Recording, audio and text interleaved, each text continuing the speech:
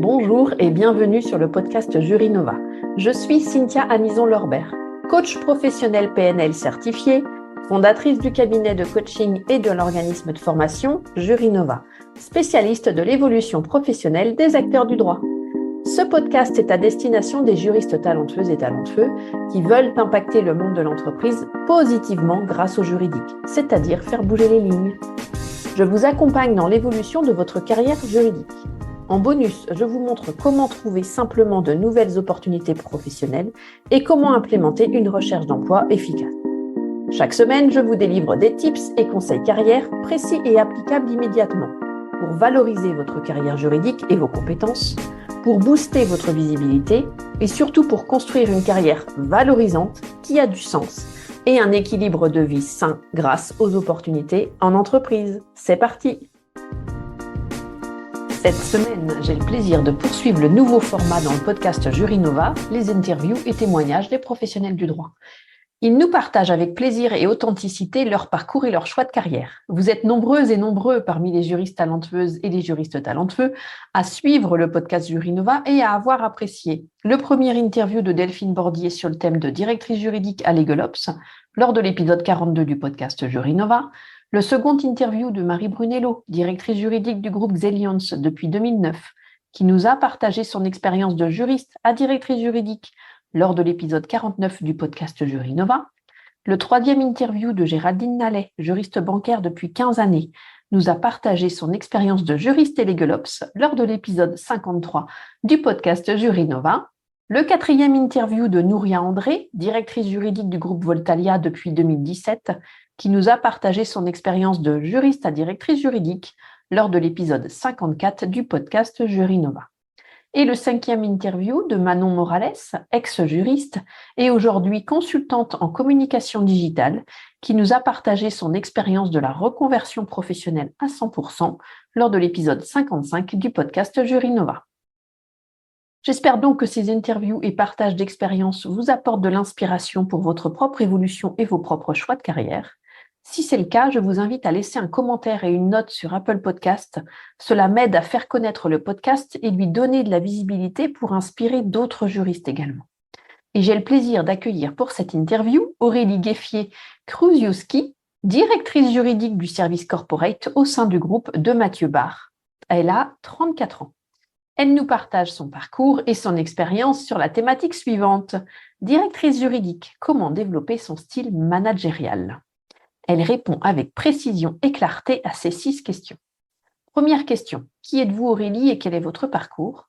Deuxième question, pourquoi le droit ? Troisième question, pourquoi ce secteur d'activité ?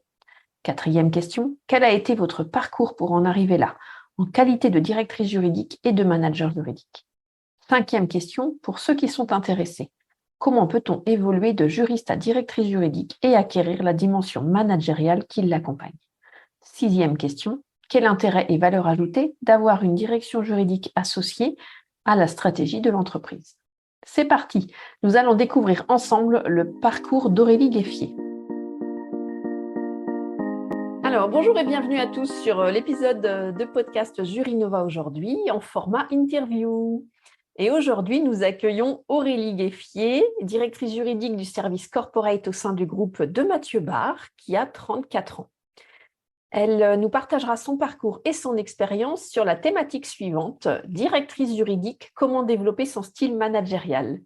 Merci Aurélie de votre présence parmi nous aujourd'hui. Merci pour votre temps et votre partage d'expérience.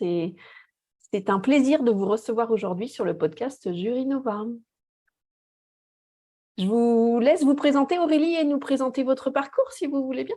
Oui, bien sûr. Merci Cynthia de me donner la parole. Donc, effectivement, je m'appelle Aurélie, je suis directrice juridique en charge des affaires corporate dans un groupe de construction et de promotion immobilière, donc le groupe de Mathieu Barre. Mon parcours, donc moi j'ai eu un parcours assez classique. J'ai été à la fac de droit, j'ai fait mes études à Grenoble. J'ai eu voilà une licence, ensuite un master. À cette époque-là, j'avais décroché un stage dans une étude notariale qui pratiquait le droit des affaires. Donc, c'est un peu comme ça que je me suis retrouvée en master droit des affaires. J'ai fait du coup mon master 1, mon master 2 droit de l'entreprise, et puis cette même étude notariale m'a proposé de refaire un stage de fin d'études, cette fois-ci un plus long, Un plus de long? 6 mois, voilà, 6 mois. Et suite à ça, ils m'ont offert un poste. Donc, c'est un peu comme ça que je me suis retrouvée dans un parcours, on va dire, juridique. Dans un parcours juridique, d'accord. Ok, merci pour cette présentation, Aurélie, du parcours de base, si je puis dire. Comment vous êtes entrée dans la vie active du juriste, donc via le notariat, via un poste de juriste en études notariales.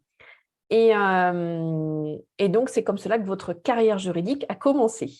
Et Oui, donc, au jour d'aujourd'hui, vous êtes directrice juridique au sein du groupe de Mathieu Barre. oui, Et l'objectif de ce podcast, c'est de nous apporter votre vision du management et notamment en qualité de directrice juridique, comment développer votre style managérial. Et pour ce faire, on a construit toutes les deux en fait une suite de questions dont je vais vous faire part. Et puis ensuite, je vais passer la parole à Aurélie pour qu'elle puisse nous expliquer comment elle voit les choses. Donc, premièrement, on va s'intéresser au droit, bien sûr. Pourquoi le droit? Ensuite, la deuxième question, pourquoi ce secteur d'activité au sein du groupe de Mathieu Barre au jour d'aujourd'hui? Troisième question, quel a été son parcours pour en arriver là en qualité de directrice juridique et de manager juridique? Quatrième question, donc pour ceux qui sont intéressés au sein des Jurinova, donc les juristes qui nous écoutent, comment peut-on évoluer de juriste à directrice juridique et acquérir la dimension managériale qui l'accompagne, bien entendu? Et cinquième et dernière question, quel intérêt et valeur ajoutée d'avoir une direction juridique associée à la stratégie de l'entreprise? Voilà, donc je vais repasser la parole à Aurélie pour la première question. Pourquoi le droit? Merci Cynthia. Pourquoi le droit? Alors, en fait, c'est vrai que quand on arrive à la fin de ses études dans le secondaire, qu'on arrive au bac, bon, bah, on est assez jeune, hein, on ne sait pas vraiment Oui, trop qu'est-ce qu'on a envie de faire. Enfin, en tout cas, c'est ce que j'ai repéré chez la plupart des gens. Moi, j'étais très bonne élève. Je me souviens que j'avais envie de faire des études prestigieuses. Pour moi, je voyais pour moi du droit ou médecine. Bon, bah, j'étais pas très, très douée dans la partie, on va dire, plutôt de sciences. Donc, je me suis plutôt orientée du côté littéraire. Et, d'accord. et donc, je me suis dit, pourquoi pas le droit? À l'époque, il y avait une de mes professeurs qui m'avait parlé d'une licence qui était un peu particulière. C'est une licence à Grenoble, une double licence qui ouvrait un parcours à la fois en droit et en langue étrangère appliquée. Moi, j'aimais déjà beaucoup voyager et je trouvais ça chouette de pouvoir poursuivre des études dans les langues, tout en ayant bien conscience que c'était pas tout à fait ça. Enfin, je voulais pas en faire mon métier. D'accord. Donc finalement, c'était un peu un parcours idéal. Et puis il y avait un petit challenge parce que c'était une filière sélective. Il y avait un examen d'entrée pour entrer dans cette filière. Donc voilà, je me suis dit bon bah on essaye et puis si ça fonctionne. Tant mieux. Si ça fonctionne pas, j'irai dans la filière classique. Et puis en fait, ça a fonctionné. Donc j'ai été prise dans ce double cursus où j'ai fait 3 ans du coup de fac de droit et en parallèle 3 ans de fac de langue étrangère appliquée, donc en anglais et en espagnol. Donc c'était un parcours qui était déjà très orienté. On devait choisir droit public ou droit privé dès la première année. Donc moi j'avais choisi le droit privé. Et donc voilà, très rapidement, je me suis retrouvée à la faculté et j'ai bien aimé mes années à la fac. C'est vrai que j'avais des profs qui étaient vraiment passionnants, même en langue, parce que du coup, on faisait beaucoup de droit comparé. Alors ça aussi, je trouvais ça vraiment passionnant. Et Mhm. finalement, c'est pour ça que je suis restée dans cette filière jusqu'en master, parce qu'après, ben, j'ai un peu réorienté mon parcours vers le droit, vers le milieu juridique, pour laisser un peu plus de côté les langues, même si je pratique toujours les langues, alors un petit peu dans mon entreprise, mais surtout à titre personnel. Donc voilà pourquoi j'ai choisi le droit, À Cynthia. la base. D'accord. Dans vos études, donc à la base, hein. Oui, Donc oui, c'était oui. un choix au lycée, donc en tant que lycéenne, du fait que vous ayez des bonnes notes côté littéraire, vous vouliez faire des études prestigieuses. Et Mhm. entre la médecine et le droit, votre cœur balançait, donc vous avez choisi plutôt le droit. Et puis Grenoble donc, vous offrait cette possibilité d'allier le droit et les langues. Donc LEA, hein, langue étrangère appliquée, c'est LEA, je crois. Voilà. C'est mes vieux souvenirs qui ressortent. Et donc, vous avez pu allier les deux pendant un certain nombre d'années. Vous êtes déjà spécialisé en droit privé. De toute façon, vous aviez déjà fait votre choix au début des années à la fac. Et ensuite, vous êtes resté sur ce droit-là. Et puis après, vous avez intégré donc, pendant vos stages l'étude notariale et vous vous êtes lancé dans une carrière juridique. Et donc, deuxième question, pourquoi ce secteur d'activité au jour d'aujourd'hui? Alors, pourquoi ce secteur d'activité? Donc, il faut que je remonte un petit peu le temps pour expliquer un peu le chemin. Donc, en fait, Oui, à l'issue, déjà au cours de mes études de droit, j'ai fait plusieurs stages pour savoir un peu dans quel secteur j'allais m'orienter. Et j'ai eu la chance d'avoir un premier stage comme un premier stage dans une étude notariale qui avait un grand département de droit des sociétés. Donc j'ai fait mon premier stage en master 1 dans cette étude et puis un second stage en master 2, plus long cette fois-ci, de 6 mois. Et à l'issue de ces 6 mois, ils m'ont proposé un poste en CDI. Donc j'ai débuté ma carrière en tant que juriste dans cette étude notariale. Je suis restée 1 an et demi, donc je travaillais en binôme avec une juriste plus expérimentée. Donc c'est vraiment là où, comme on dit, j'ai fait mes armes, hein. oui. Voilà, c'est là où j'ai tout appris finalement. Puis ensuite, j'ai changé de région, donc je suis arrivée en Lorraine et là, j'ai intégré un cabinet d'avocats où j'étais juriste aussi. J'ai occupé ce poste pendant 5 ans où pareil, je faisais voilà de la rédaction d'actes juridiques, des recherches juridiques pour nos clients sur des opérations de droit des sociétés. Sur les Et puis opérations de droit des sociétés. D'accord, oui, pardon, oui, excusez-moi. Donc, non, bien sur le droit des sociétés. En fait, vous étiez déjà spécialiste en droit des oui, sociétés. oui, oui, Ok. oui, oui, oui, dès le départ. Mm. Et, et puis, au bout de 5 ans dans ce cabinet d'avocat, ça faisait déjà, du coup, 6 ans et demi, oui, presque 7 ans que je travaillais en tant que juriste. J'ai commencé à un petit peu m'ennuyer. J'avais envie un peu de voir autre chose, j'avais envie d'évoluer. Alors, c'est vrai qu'en cabinet d'avocat, on est assez cantonné à un certain type d'acte, un certain type de client. Bon, j'avais envie de changement. Mhm. Et à cette époque-là, en fait, l'entreprise dans laquelle je travaille aujourd'hui, de Mathieu Hébert, a décidé d'internaliser la partie droit des sociétés et d'ouvrir un poste, de créer un poste de juriste corporate. Donc, j'ai postulé et puis j'ai intégré ce groupe qui, du coup, au sein duquel il n'y avait pas encore de fonction juridique corporate. Tout était externalisé. Donc, avec mon arrivée, le groupe a décidé d'internaliser la fonction. Donc, c'est un peu comme ça que j'ai choisi ce secteur d'activité. Finalement, pour moi, c'était pas, je cherchais pas à me spécialiser dans un type d'entreprise. En fait, moi, j'ai basculé du cabinet d'avocat à l'entreprise. Et comme il y avait ce poste, cette opportunité, c'est comme ça que j'ai intégré le secteur d'activité de la construction et de la promotion immobilière. C'est un peu par effet d'opportunité. Par effet d'opportunité. Mm. D'accord, ok. Donc, vous avez intégré ce secteur de la construction suite à un parcours en études notariales, puis en cabinet d'avocat. Puis, à partir du moment où cette entreprise a décidé d'internaliser la mission corporate en interne, vous avez postulé, vous avez été retenu. Et comme vous vous ennuyez sur votre poste, hein, au bout de 5 ans, vous aviez un petit peu fait le tour, comme vous nous l'avez expliqué. Vos perspectives d'évolution dans ce cabinet d'avocat n'était pas présente, hein, il n'y en avait pas forcément, donc vous avez décidé d'intégrer le monde de l'entreprise. Donc vous avez connu le monde notarial, le monde des avocats, puis ensuite, donc le monde du libéral, hein, si je puis dire, en qualité de salarié, juriste salarié, et ensuite vous avez intégré le monde de l'entreprise dans ce groupe de Mathieu Barre. Et donc le choix ici n'était pas le secteur d'activité en soi, le droit de la construction, mais plutôt le secteur corporate pour vous, puisque c'était votre spécialisation, votre expertise. Est-ce que c'est bien cela, Aurélie? Oui, tout à fait, tout à fait, tout à fait. Droit des sociétés, c'est ce que j'ai fait en fait dès mon entrée dans la vie professionnelle. J'ai tout de suite été en charge de suivi de sociétés. D'abord des sociétés qui étaient clientes soit de l'étude notariale, puis ensuite du cabinet. Et puis maintenant, je suis, on va dire, la juriste interne. Je suis pas l'unique, mais la juriste interne en charge du droit des sociétés pour le groupe.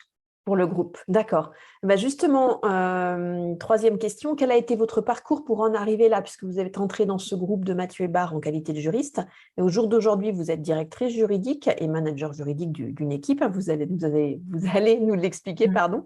Donc, on voudrait bien en savoir plus. Quel a été votre parcours, Aurélie? Oui, bien sûr. Moi, quand je suis arrivée, comme je le disais, il y avait pas du tout de fonction juridique corporate au sein du groupe. Et donc mon manager, qui est le directeur juridique groupe, hein, son titre exact, c'est directeur aux affaires juridiques, risque et conformité, qui est mon manager, donc m'a proposé voilà de prendre ce poste et il m'a dit ben tu sais il y a deux personnes avec lesquelles tu pourrais travailler. Tu pourrais t'appuyer. Voilà, c'est ces deux personnes qui avaient une très bonne connaissance de l'entreprise puisque c'était deux anciennes assistantes de direction qui avaient travaillé vraiment aux côtés de la direction générale et sur lesquelles je pouvais m'appuyer pour développer du coup la fonction droit des sociétés D'accord. au sein de notre groupe. Donc j'ai commencé voilà à travailler avec ces deux personnes-là et puis petit à petit on a de plus en plus travaillé ensemble.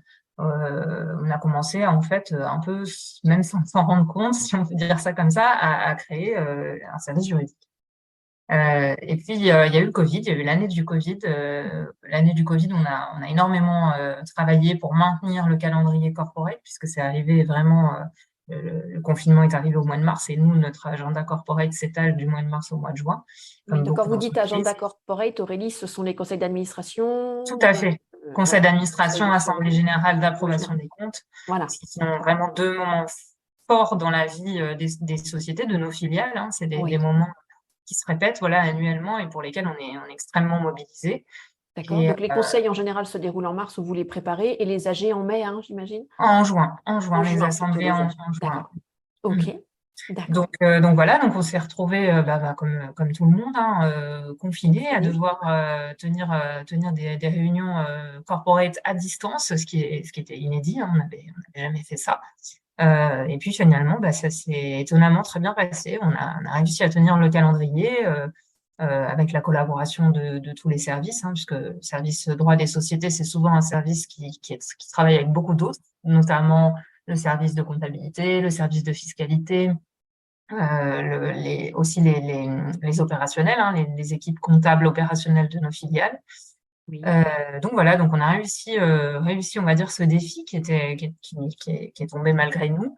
Et à l'issue de toute cette période-là, mon manager m'a dit écoute, là, je te sens prête et il m'a offert une promotion de responsable juridique. Donc là, on avait du coup carte blanche pour faire un service juridique, toutes les trois. On est trois dans l'équipe. Euh, d'accord. donc il y a moi qui étais donc responsable juridique, ma première collaboratrice qui elle est paralégale, donc qui fait vraiment le suivi juridique courant du droit des sociétés, et ma Oui, deuxième collaboratrice qui elle est cadre juridique, qui s'occupe plutôt des délégations de pouvoir, plutôt le côté on va dire mandataires sociaux. mandataires sociaux. Ok, Voilà. Donc c'était officiel, hein, on formait un service de droit des sociétés toutes les trois, et puis on a poursuivi nos missions, on a aussi gagné en compétences, hein, mes deux collaboratrices se sont formées au milieu juridique parce qu'elles ne venaient pas du tout de ce milieu-là à l'origine. mhm, Elles ont eu toutes les deux une forte appétence pardon, pour le droit. Donc, elles ont voilà, repris des formations. Et puis, voilà, nous, en interne, on s'est aussi énormément auto-formés entre nous à transmettre moi mes compétences juridiques, puis elles me transmettaient leurs compétences, si je peux dire, un peu plus politiques, ou en tout cas de politique interne, de liens qu'il pouvait y avoir entre les membres de l'entreprise, au niveau de la direction, etc. oui, parce que votre groupe est quand même assez large, hein, j'imagine. Il y a des Oui, filiales, c'est structuré, donc toute cette tout à connaissance fait. de l'entreprise, ces personnes-là, vos collaboratrices l'avaient et ont pu vous le transmettre, tout comme vous avez transmis vos compétences juridiques. Tout à fait, tout à fait. Tout à fait, oui, nous, on a un groupe, on a à peu près une trentaine de sociétés, on va dire, permanentes, plus tout un volet société de projet qui n'est pas dans mon périmètre, mais qui existe quand même. Donc, c'est vrai que ça fait quand même pas mal de travail et puis de sujets juridiques sur lesquels se pencher. Oui, Euh, donc voilà, on a continué notre parcours comme ça. Moi, j'ai du coup un peu appris hein, la dimension managériale. On va en parler juste après, mais c'était tout nouveau pour moi. Vous l'avez Euh, découverte à ce moment-là, quand on vous a Tout à proposé fait, de créer le service. tout à Est-ce que fait. vous aviez l'impression quand même de déjà quelque peu manager sous forme de projet, finalement, tout ce que vous faisiez déjà avant, tout ce que vous avez mené pendant la phase Covid? Oui, je pense que c'était déjà un peu le cas sans que vraiment on le sache, puisque moi j'arrivais avec mon bagage juridique et vraiment toute la structure aussi que m'a apporté mon travail en cabinet d'avocat, hein. C'est vrai que ça aide, hein, de commencer par le cabinet parce qu'on voit une multitude de dossiers, donc on acquiert des réflexes. Et le Oui, fait d'avoir tous ces réflexes-là, toutes ces connaissances juridiques techniques, euh, faisait que finalement, c'est vrai que c'est surtout sur moi que se reposaient les questions juridiques. De toute oui. façon, j'avais été embauchée pour ça. J'avais été, voilà, on m'avait intégré à l'entreprise vraiment avec cette qualité de juriste. Donc oui, je pense que je le faisais déjà, mais pour moi, je m'en rendais pas du tout compte, hein. Voilà, j'aspirais pas vraiment à plus d'évolution. Je prenais en fait ce qui m'était offert et puis un peu comme une expérience en me disant bon bah de toute façon voilà on avait beaucoup d'enjeux. C'est un groupe qui est en croissance où il y a beaucoup de sujets juridiques à gérer, donc on les a pris en main et puis un peu comme ça on s'est retrouvé à constituer ce service et c'est maintenant avec le recul quand on regarde le chemin parcouru toutes les trois qu'on se dit oui, oui, finalement, on était déjà en train de poser les bases de notre équipe telle qu'elle est aujourd'hui. Telle qu'elle est aujourd'hui. Oui, D'accord. Donc, merci la Covid, finalement, ça a propulsé ce service juridique. ouais, c'est Et donc, sûr, c'est sûr, c'est sûr que c'était une opportunité parce que dans des situations de crise comme ça, c'est là où on voit nos forces, c'est aussi là où on voit nos faiblesses, hein. Et je pense que ça nous a permis de repérer tout de suite les points sur lesquels on devait travailler et les points sur lesquels finalement ça fonctionnait déjà. Il y avait déjà des choses en place, des réflexes. Et ça, je pense même avant que j'arrive. Une de mes collaboratrices travaillait à la direction générale et elle suivait le calendrier, alors évidemment en externe, mais d'avoir déjà ces réflexes-là, en tout cas, c'est comme ça que mon manager me l'a présenté quand il m'a offert la promotion de responsable juridique. Il m'a dit, on voit qu'il y a déjà des choses en place, quoi. oui, Donc voilà, donc on a poursuivi ça, on travaille, nous on forme vraiment une vraie équipe, hein. C'est très important pour moi, très important pour nous. On travaille vraiment en collaboration toutes les trois. On construit tout ça ensemble, hein. oui. Euh, et voilà, donc on travaille depuis le Covid à Donc, construire depuis. ce service juridique, à améliorer les choses qui sont à améliorer. Et puis, cette année, là, en tout début d'année, mon manager m'a dit j'ai l'immense honneur de t'offrir un poste de directrice juridique. Voilà. Oui, félicitations Aurélie pour ce poste Merci beaucoup. de directeur juridique de directrice juridique, pardon, depuis le mois de janvier 2023. Tout à Oui, fait. tout à fait. Et donc, pour ceux qui sont intéressés, Aurélie, comment peut-on évoluer de juriste à directrice juridique et acquérir cette dimension managériale qui l'accompagne? Alors, vous nous avez déjà dit hein, que tous les réflexes, vous les avez acquis en cabinet d'avocat avec le nombre de dossiers vus. Mm. Et la dimension managériale, si j'ai bien compris, vous l'avez acquise et développée en vous confrontant à la situation de management. Pendant la Covid, c'était de la gestion de projet quelque part entre vous, Mm. puisque le service n'était pas encore constitué. Et au jour d'aujourd'hui, vous êtes manager de cette équipe, manager du corporate avec de forts enjeux politiques également, puisque le Mm. corporate dans une entreprise a une grande importance. Toute la vie sociale des entreprises du groupe qui constituent le groupe doivent être gérées en conséquence. Donc, comment vous avez fait pour acquérir cette dimension managériale? Alors, la dimension managériale, je pense que je l'ai acquise au fil du temps. Je pense que je l'ai acquise au fil du temps. Après, il y a des choses qui m'ont vraiment aidée, Oui, notamment une formation en particulier qui a vraiment, pour moi, changé ma vie professionnelle. C'est une formation en conduite du changement et process com, donc process communication. oui, tout à fait. Avec les C'est 6 profils, hein, c'est cela? avec les cibles, Oui, oui, tout à fait, tout à fait. Cette formation-là, et ça a été pour moi un vrai accélérateur en fait du management parce que j'ai compris comment moi je fonctionnais déjà, de quoi moi j'avais besoin pour m'épanouir, quelles étaient mes forces, quelles étaient mes faiblesses aussi, mais surtout quelles étaient mes forces.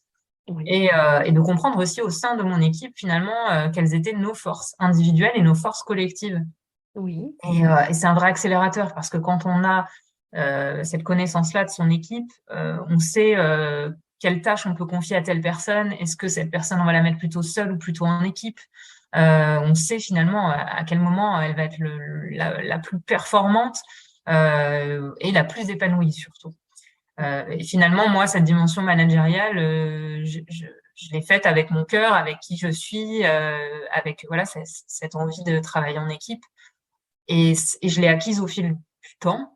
Je pense que je l'apprends encore honnêtement tous les jours. Hein. Je pense qu'on n'a jamais fini d'apprendre sur l'être humain d'ailleurs. Parce qu'autant sur le droit, et encore, ça dépend des domaines, mais en tout cas sur le droit des sociétés, qui est un droit plutôt constant, il y a un moment où on arrive à se dire j'ai fait le tour de la question, ou en tout cas j'ai un bon tour de la question. Oui. Autant sur le management, je pense qu'on apprend tous les jours de sa vie. Et c'est ça qui est génial aussi.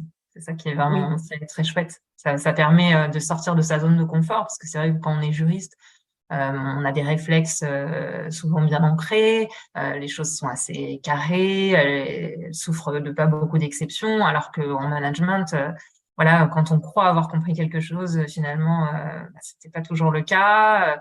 On doit toujours se remettre en question, et puis quand on crée un service juridique, enfin nous en tout cas, on a tout de suite eu une espèce d'envie de croissance. C'est-à-dire, qu'est-ce qu'on peut faire encore de plus pour améliorer encore plus les choses? Quelles tâches on pourrait prendre aussi au sein de notre service pour offrir encore plus notre expertise au groupe? Et voilà, cet esprit de croissance, de construire ensemble quelque chose, c'est ça qui rend la dimension managériale très intéressante. Très intéressante, d'accord. Mm. Donc, cette dimension managériale, vous l'avez acquise au fur et à mesure de votre expérience. Vous vous êtes outillé, si je puis dire, par une formation en conduite du changement qui utilise l'outil Processcom. Donc, Processcom est un outil de connaissance de soi et des équipes pour le management, avec 6 profils et qui permet aux managers concernés de mieux se comprendre et de connaître ses forces et ses axes d'amélioration, et de manager une équipe avec les différents profils qu'il a dans son équipe. Donc, je prends un exemple, il peut y avoir le travail-man, et puis Empathique, par exemple. oui, voilà, exactement, tout à fait. Donc, quand on a ces 2 profils, eh bien, il faut savoir gérer. Si le travail-man, c'est le manager, attention, il risque de faire à la place des autres et de ne pas assez déléguer, par exemple. L'empathique risque d'être trop présent pour les autres et d'oublier ses propres objectifs et ses propres missions. Voilà, donc il faut savoir gérer tout cela, se gérer soi et gérer son équipe. Et donc ça, c'est un superbe outil dont Aurélie dont vous avez bénéficié pour comprendre votre équipe et pour l'amener, la motiver, la fédérer, instaurer cet esprit de confiance et cet esprit de croissance. Ça, on a bien retenu, ça fait partie de votre équipe, mais c'est un état d'esprit collectif, hein, j'ai entendu, c'est l'équipe qui veut être en croissance, qui veut toujours intégrer de nouvelles missions, proposer de nouvelles choses, améliorer ses process, améliorer sa façon de faire. Et donc, cet esprit, si j'ai bien compris, ça permet de maintenir un état constant d'amélioration du service, de croissance, d'émulsion aussi, quelque part, des idées des unes et des autres. Vous êtes que des femmes, mais des unes et des autres. Et donc, justement, de garder cette émulation et cette stimulation en interne pour continuer à croître ensemble. Ça, c'est une des dimensions principales du manager, de savoir motiver toujours ses équipes pour aller plus loin, pour trouver d'autres objectifs, etc., etc. Et donc, et puis, gérer aussi les moments un peu plus compliqués, quand quelqu'un est démotivé ou quand quelqu'un ne comprend pas ou quand quelqu'un a des problématiques personnelles qui interfèrent au niveau professionnel également. Voilà, avoir tout cet esprit humain et bienveillant du manager tout en atteignant ses objectifs également. Tout à fait. En tout cas, c'est comme ça que moi, je vois le management. Et puis cette formation conduite du changement, elle était aussi plus large. Il y avait tout un aspect, justement, comment manager le changement, comment on fait pour emmener son équipe à être dans le changement, à accompagner l'entreprise dans le changement, parce que le changement, il y en a tout le temps, en réalité, quand on est dans une entreprise en croissance, puis même quand on est dans une entreprise, voilà, il y a toujours du changement. Et avoir des outils concrets de gestion du temps, mais également de gestion des émotions, de gestion du stress, de gestion aussi des aspirations personnelles des uns et des autres, c'est vraiment précieux. Et ça m'a beaucoup aidé, moi. Et ça vous a beaucoup aidé, oui, d'accord. Donc, tous ces outils sur la conduite du changement, gestion du temps, gestion des émotions, gestion du stress, vous avez dit, ces différents outils couplés au Processcom vous permettent d'accompagner votre équipe vers ce changement qui, c'est vrai, oui, est systématiquement constant dans une entreprise. Ok. Et Et j'ajouterais en outil également, il y a le MBTI. Beaucoup des directrices et directeurs juridiques que j'accompagne l'utilisent, hein. Vous connaissez, oui, je vous Oui. vois, vous connaissez également. Le MBTI, c'est un outil également de personnalité pour définir les personnalités, autour de 16 personnalités. Processcom, on en a 6 et MBTI, on en a 16. Donc, en général, le profil des avocats et juristes, c'est le INFJ, hein, très souvent. Après, chacun a le sien, ça peut varier. Mais c'est également un outil très, très intéressant pour construire une équipe ou comprendre une équipe qui est déjà existante quand on reprend la direction d'une équipe existante.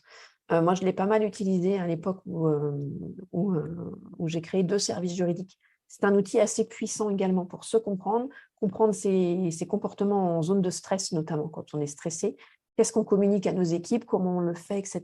Et qu'est-ce qu'il faudrait plutôt faire. Voilà. Et puis, comment motiver, fédérer, accompagner le changement, permettre d'instaurer cette confiance et de maintenir cette confiance, même lorsque l'on doit transmettre des feedbacks, alors je ne dirais pas négatifs, mais des feedbacks constructifs quand des projets ne se déroulent pas tout à fait comme cela a été prévu. Tout ce système de communication à travers les feedbacks constructifs que l'on se doit de transmettre à ses équipes, tout en maintenant ce degré de confiance, c'est aussi un des challenges des managers. Aurélie, je ne sais pas si vous partagez mon avis ou pas là-dessus. Mais... Oui, exactement, exactement. C'est un challenge et en même temps, quand on est manager, c'est très intéressant d'avoir ces dossiers-là où ça se passe pas tout à fait comme on l'avait imaginé dans son esprit, parce que ça montre qu'on a encore des choses à construire, à améliorer, à affiner. Et c'est bien quand on a l'outil, en tout cas pour pouvoir voilà expliquer à son équipe comment on pourrait faire différemment et puis garder, oui, effectivement, cette envie, cette motivation, voilà, le monde de l'entreprise aujourd'hui, le monde du travail, c'est un monde qui est dur, hein. Voilà, il y a beaucoup de pression, surtout dans un service de droit des sociétés, service corporate, c'est quand même un service stratégique dans un groupe. Voilà, quand on a ces outils-là à sa disposition, ça permet, alors je prétends pas encore savoir le faire parfaitement, hein, j'y travaille encore tous les jours, mais ça permet de prendre du recul Oui. et en tout cas en tant que manager déjà d'en prendre suffisamment pour pouvoir en parler avec son équipe en étant sereine, en étant constructif et en faisant en sorte que ça brise pas ce lien de confiance, parce que ça c'est la base vraiment pour moi. Pour moi, une équipe performante, c'est une équipe soudée où il y a de la confiance, de l'écoute, où on se comprend, et surtout une équipe au sein de laquelle, si on se comprend pas, on sait se le dire. On sait se dire, là, je comprends pas ce que tu me dis, j'ai du mal à voir. Est-ce que tu peux m'expliquer? Comment tu me le dirais, toi, avec tes mots? Et tout ça, c'est sûr que je ne l'avais pas quand j'étais juriste. Toute cette dimension-là, je ne l'avais pas. Je l'ai apprise grâce à cette formation, puis grâce à l'expérience, hein, vraiment. Oui, au quotidien, dans l'expérience quotidienne, oui. Oui. D'accord. Donc là, on va retenir dans cette dimension managériale cette capacité à écouter, la confiance de l'autre à dire « je ne comprends pas », que ce soit dans les deux sens, hein, que ce soit vous, je pense, ou vos équipes d'ailleurs. Et est-ce que tu peux me réexpliquer? Donc, être suffisamment en confiance dans cet environnement pour dire, pour admettre, là, je ne vois pas où on va, je ne comprends pas. Et donc, je te demande de m'expliquer. Et ça, c'est une force. Quand on a cela dans un service juridique, forcément, ça permet de développer son service, toujours vers une amélioration continue, puisqu'on ose mettre les choses sur la table, entre guillemets, et donc reconstruire quelque chose ou réexpliquer pour construire et que chacun ait bien compris qu'est-ce qu'il doit faire pour construire ce à quoi on doit arriver. Tout Et à ça, fait. c'est vraiment très fort. C'est vrai que quand on est dans un service où il n'y a pas cette dimension, où on ne peut pas dire là, je ne comprends pas, on travaille dans le vide, en fait, et le résultat atteint n'est en général pas forcément celui qui était souhaité au départ. Et donc, ça provoque souvent des conflits puisque les choses n'ont pas été posées dès le départ correctement. Et donc, c'est une force, c'est vrai, hein, en tant que manager, de savoir le faire et de permettre à ses équipes de poser ces questions et de dire, là, il faut réexpliquer, il faut qu'on aille plus loin, il faut revoir, etc. Donc, c'est vraiment une force. Donc, merci pour ce partage, Aurélie, c'est très intéressant. Et est-ce que vous voulez rajouter quelque chose sur cette 4e question avant qu'on passe sur cette dimension managériale, avant qu'on passe à la dernière question? Oui, je pense à quelque chose qui a été aussi très important pour moi. Moi, la personne qui m'a beaucoup inspirée dans cette mission managériale, c'est mon propre manager, qui lui a du coup une très grande expérience du management, qui a conduit des grandes équipes à évoluer, etc. Il m'a beaucoup aidé aussi. Ça a été un peu mon mentor, hein, de voir. Alors j'ai beaucoup observé comment il faisait. Et c'est vrai qu'il y a des choses que j'ai de lui. Parfois, dans mon équipe, c'est arrivé qu'on me dise, ah là, je reconnais le directeur juridique dans ta façon d'être, dans ta façon de conduire les entretiens. Voilà. Et c'est vrai que d'avoir des mentors, ça me paraît essentiel aussi pour avoir un peu des rôles modèles. Alors, bon, moi, c'est un homme, mais ça pourrait aussi être une femme, et puis de s'inspirer finalement, qu'est-ce qui me plaît dans son management, qu'est-ce que moi, j'aimerais garder, et puis qu'est-ce qui me plaît moins et que je voudrais faire différemment, pardon. Et ça aussi, ça a beaucoup joué, ça a beaucoup coloré, on va dire, mon style de management. Votre style de management, oui. Donc, le mentoring, de par votre propre manager, vous a inspiré, vous a aidé à construire votre propre style, finalement, entre ce que vous appréciez et puis ce que vous avez envie de faire différemment. Ce n'est pas forcément qu'on n'apprécie pas, mais c'est juste qu'on a envie de le faire un petit peu différemment.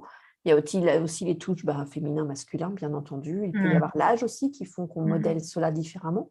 Mais c'est très important, c'est vrai, d'avoir des rôles modèles, et dans des entités ou des structures ou des entreprises ou des services où il n'y a pas ce rôle modèle, c'est pour les jeunes juristes qui veulent se projeter, c'est compliqué. Alors que vous avez eu l'opportunité de vous projeter sur votre poste peu à peu. En plus, il vous a observé, il vous a offert les opportunités au fur et à mesure, une fois que vous aviez fait vos preuves, hein, quelque part. Et en fait, peu à peu, il vous a,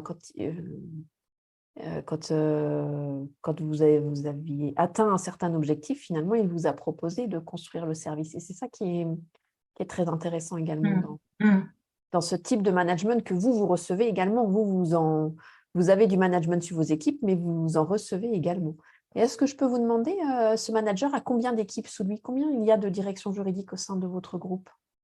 Alors, il y a la direction juridique corporate, il y a la direction juridique des affaires internationales, il y a la direction juridique opérationnelle construction, et il y a également la direction juridique, alors qui est plutôt direction des risques et de la conformité. Et là, en dessous, il y a deux branches, la branche des assurances et la branche plus compliance, donc conformité, loi Sapin 2. D'accord. La fiscalité est à part, hein, n'est pas dans le La périmètre. fiscalité dépend de la finance dans notre groupe. D'accord. OK. D'accord. OK. Et donc, tout ce qui est RGPD, etc., c'est au niveau de la compliance, j'imagine. Alors, oui et non. Disons que comme c'est ça aussi qui est très bien dans notre groupe, c'est comme tout est en construction au niveau, enfin, en tout cas, en construction, c'est déjà bien construit, mais ces services juridiques sont assez récents. On a une certaine agilité si on a envie d'évoluer, de faire d'autres dossiers.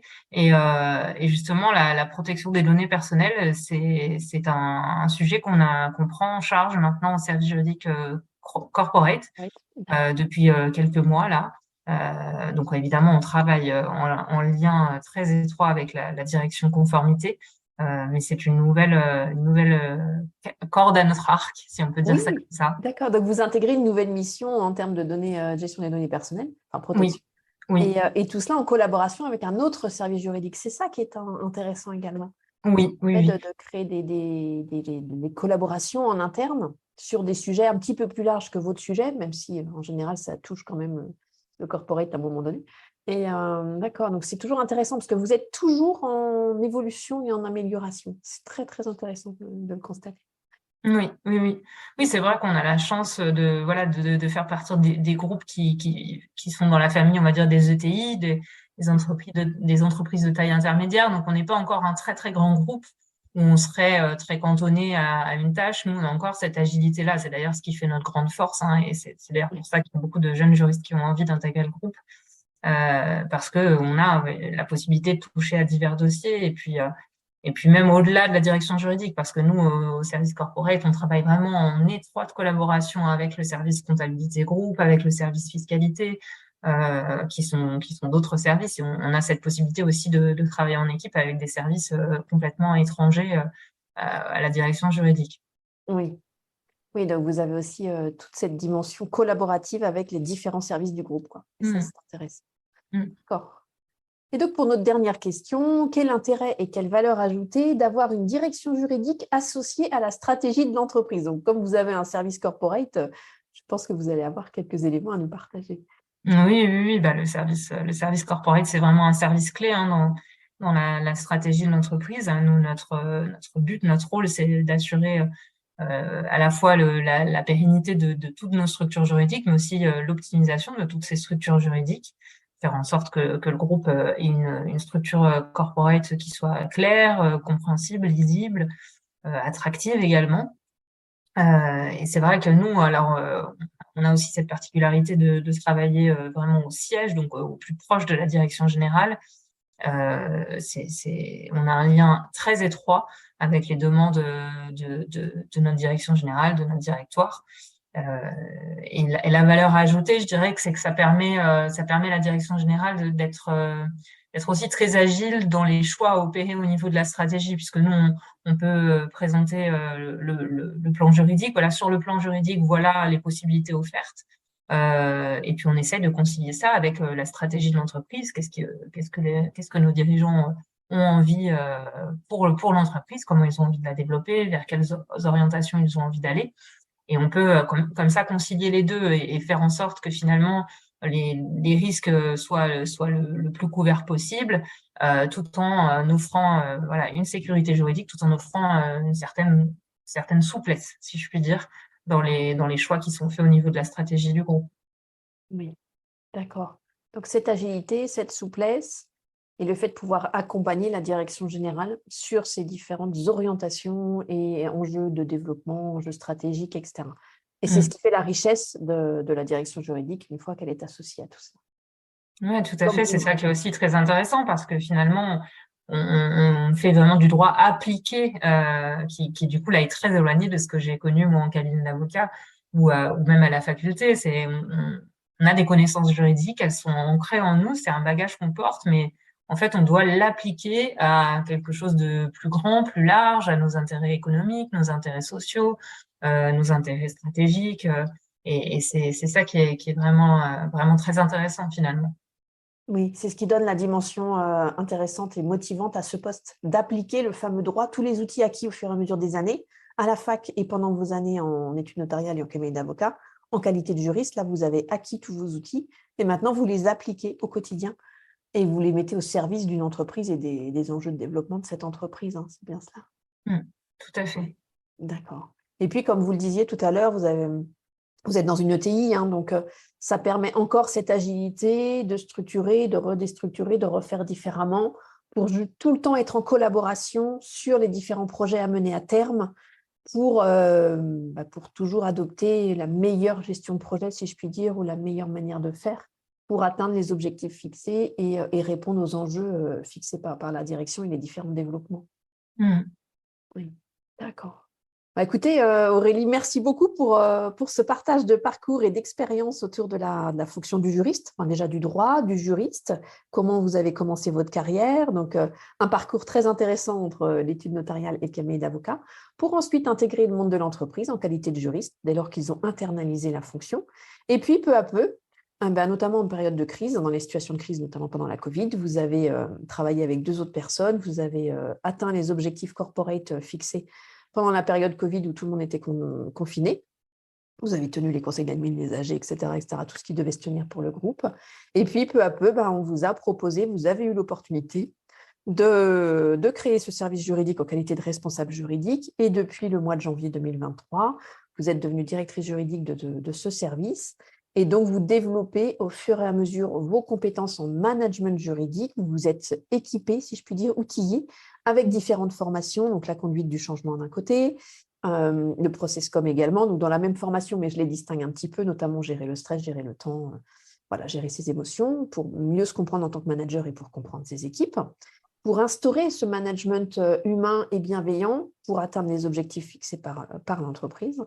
Et puis, de par la fonction de votre service, qui est un service juridique corporate, je le rappelle, vous avez un service qui est au cœur de la stratégie de l'entreprise, puisque le corporate est au plus près de la direction générale. Et donc, vous êtes impliqué, si je puis dire, dans les enjeux stratégiques et les différents développements.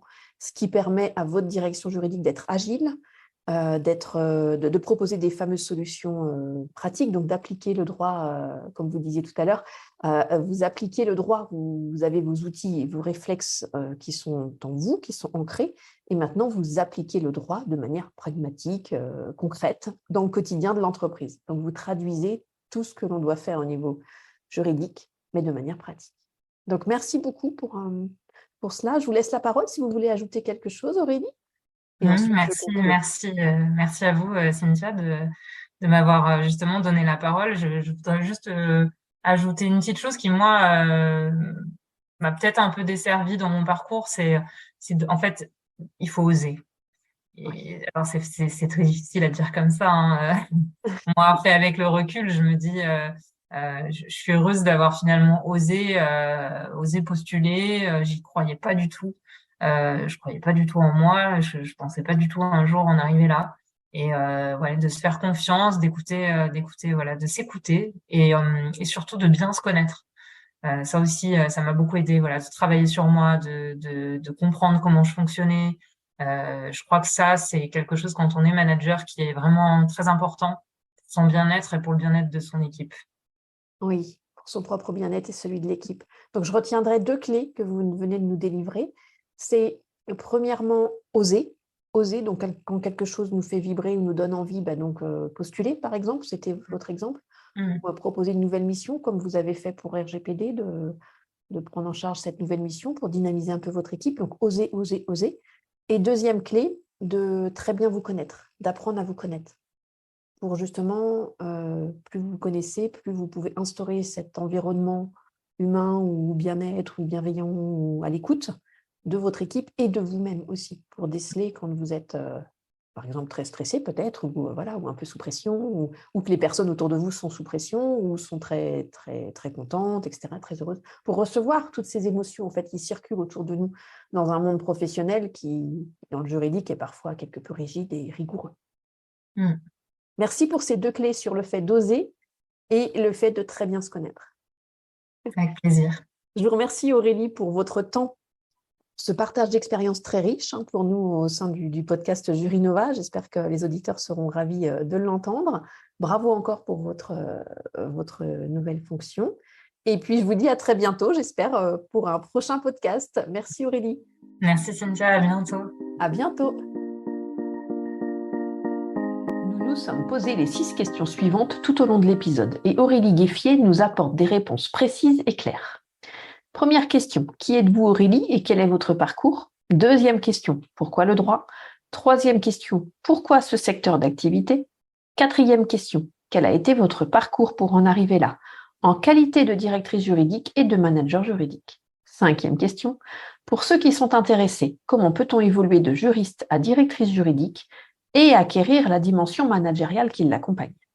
Sixième question, quel intérêt et valeur ajoutée d'avoir une direction juridique associée à la stratégie de l'entreprise? Maintenant, je m'adresse à vous, chères juristes talentueuses et chers juristes talentueux. Quelle est la question qui vous a le plus interpellé? Ou quelle est la réponse qui vous a le plus interpellé? Quels sont les tips et conseils qui vous aident le plus dans les réponses apportées par Aurélie? En conclusion, le management vous intéresse-t-il? Si oui, si c'est le cas pour vous, je vous conseille pour aller plus loin dans votre réflexion et votre introspection, dans un premier temps, de lister vos compétences en droit précisément, d'y associer pour chacune des compétences en droit 1 à 2 expériences significatives, de lister vos soft skills, notamment en matière de communication, de capacité à motiver, de capacité à fédérer, de capacité à influencer et convaincre précisément, d'y associer pour chaque soft skills 1 à 2 expériences significatives, puis de lister vos centres d'intérêt qui ne vous demandent aucun effort, c'est-à-dire qui relèvent du plaisir, voire de la passion. Et enfin, posez-vous les questions suivantes au sujet de votre contribution. Qu'aimez-vous partager, apprendre, expliquer? Comment appréciez-vous de contribuer à ce jour, dans votre travail, au quotidien? Avec quels interlocuteurs? Au sein de votre équipe, au sein de la direction générale? Voilà, vous avez découvert les subtilités du management d'une direction juridique. Et vous savez que devenir manager juridique est possible et que la vocation peut apparaître et se dessiner au fur et à mesure des expériences, au cours de sa carrière en qualité de juriste généraliste ou juriste expert. Vous connaissez également les éléments nécessaires pour acquérir les compétences managériales et devenir directrice ou directeur juridique. À la clé, Développement de soi, découverte, agilité, apprentissage, enrichissement intellectuel, interaction sociale, responsabilité, épanouissement, valorisation, reconnaissance, confiance et fierté. C'est à vous de jouer. Votre avenir vous appartient. Et si vous voulez être accompagné pour acquérir cette dimension managériale, c'est ce que nous faisons ensemble dans l'accompagnement développement professionnel pendant 4 mois. Le module 6 est consacré à votre leadership, les 2 styles de leadership et leurs marqueurs, les 8 caractéristiques du leader, les signes de reconnaissance, les 6 modes relationnels, la méthode en 4 étapes pour obtenir de la reconnaissance, les 3 stratégies pour entretenir son estime de soi. Nous consacrons 1 mois à votre assertivité et votre leadership afin d'asseoir une posture professionnelle qui vous donne de la crédibilité et vous permette de vous sentir légitime et de mieux gérer le syndrome de l'imposteur. Voilà ce que nous pouvons aborder ensemble, en toute confidentialité et dans le cadre d'une bulle de bienveillance, pendant l'accompagnement développement professionnel. Enfin, 3 tests de personnalité psychométrique vous sont proposés.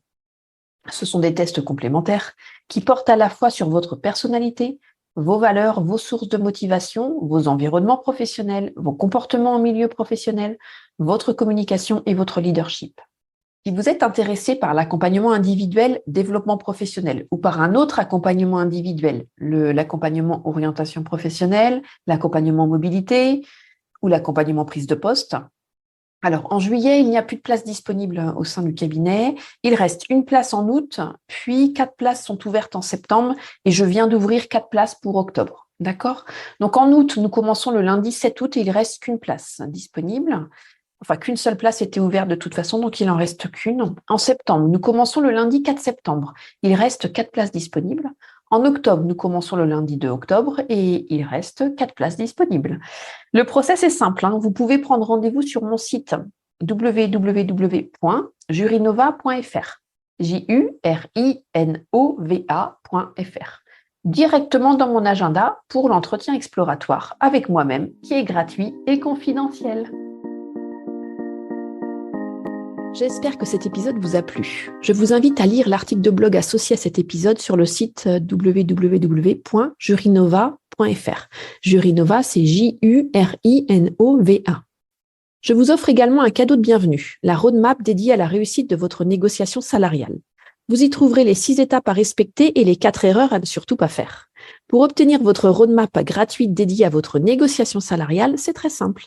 Rendez-vous sur mon site www.jurinova.fr sur la page accueil et téléchargez-la, c'est gratuit. J'espère que cela vous aidera. Je vous invite également à vous abonner à la newsletter hebdomadaire des Jurinova. Mon objectif, que vous bénéficiez d'une pause le mercredi dans votre quotidien surchargé. Je vous partage des conseils carrière, les expériences de mes clientes et clients, des astuces, des livres inspirants, des podcasts passionnants et autres inspirations à travers des emails privés. Vous profiterez également de contenus inédits. Pour vous abonner, c'est toujours très simple. Rendez-vous sur mon site jurinova.fr ou sur la page d'accueil. Je suis votre hôte, Cynthia Anison-Lorbert. Cela fait plus de 15 ans que j'exerce le droit. Fondatrice du cabinet Jurinova, dédié à la stratégie de carrière des juristes, je suis comme vous une ancienne responsable juridique en fusion et acquisition. J'ai exercé pendant 15 années dans un groupe financier international. Et je suis encore responsable juridique au sein du cabinet de consulting et coaching Jurinova que j'ai fondé, qui est aussi un organisme de formation certifié Calliope et éligible au CPF, pour votre plus grand bonheur. C'est-à-dire vous permettre de bénéficier de mes accompagnements via le financement de votre CPF. Que ce soit le bilan de compétences, l'accompagnement à la mobilité, l'accompagnement à la prise de poste, le développement professionnel sur la gestion de votre temps, la gestion de vos émotions, votre assertivité et votre leadership, ou la gestion de situations complexes, voire conflictuelles. Je suis également coach professionnel certifié, spécialisé dans les transitions professionnelles des juristes. Et j'interviens également très régulièrement à la FJE pour animer des ateliers carrière à destination des juristes. Autant vous dire que le sujet de la carrière des juristes est une passion pour moi. J'ai donc décidé d'en faire mon métier tout en continuant à l'exercer à travers ma société et mon organisme de formation soumis au Code du travail. Voilà, c'est la fin de ce nouvel épisode de Jurinova. Un grand merci à vous d'avoir écouté l'épisode jusqu'ici. J'espère que le format vous a plu. Si oui, dites-le moi avec 5 étoiles, même un petit commentaire sur Apple Podcast. Cela ne vous prendra que quelques instants, 1000 merci. C'est vraiment précieux pour moi, cela m'aide à faire connaître le podcast Jurinova. Si les commentaires, ce n'est pas votre truc, ce n'est pas grave. Il y a d'autres moyens de m'aider. Vous pouvez tout simplement en parler autour de vous avec 2 ou 3 amis ou 2 ou 3 collègues et puis diffusez-leur le podcast. Moi, ça m'aide énormément et qui sait, cela les aidera aussi peut-être. Quoi qu'il en soit, un grand merci pour votre temps. N'hésitez pas à m'indiquer aussi les sujets qui vous intéressent si vous avez envie que j'aborde certaines thématiques au micro du podcast. Écrivez-moi sur LinkedIn, Cynthia Anison-Lorbert ou Instagram, Jurinova, en messagerie privée. Nous nous retrouvons la semaine prochaine pour le podcast 57, avec la stratégie pour préparer votre rentrée de septembre et votre évolution professionnelle. Belle journée à vous, chères juristes talentueuses, chers juristes talentueux. Prenez soin de vous. Bye bye.